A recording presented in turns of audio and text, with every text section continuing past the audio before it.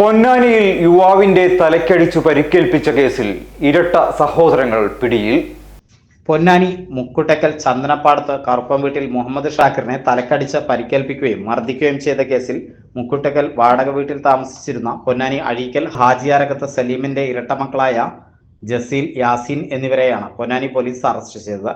ഇരട്ട സഹോദരങ്ങളായ ഇവർ പ്രായപൂർത്തിയാകും മുമ്പ് തന്നെ അക്രമ സംഭവങ്ങളിൽ ഉൾപ്പെട്ട് പ്രശ്നങ്ങൾ ഉണ്ടാക്കിയിരുന്നു. കഴിഞ്ഞ വർഷം തൃക്കാവ് അമ്പലത്തിന് സമീപത്ത് മദ്യപിച്ച് പ്രശ്നമുണ്ടാക്കിയത് ചോദ്യം ചെയ്ത സെക്യൂരിറ്റി ജീവനക്കാരനെ മർദ്ദിക്കുന്നത് തടയാൻ ശ്രമിച്ച പൊന്നാനി സ്റ്റേഷനിലെ പോലീസ് ഉദ്യോഗസ്ഥനെ ആക്രമിച്ച് പരിക്കേൽപ്പിച്ച ശേഷം മൊബൈൽ ഫോൺ കവർന്ന കേസിലും ഇരട്ടകളായ ഇവർ പ്രതികളായിരുന്നു.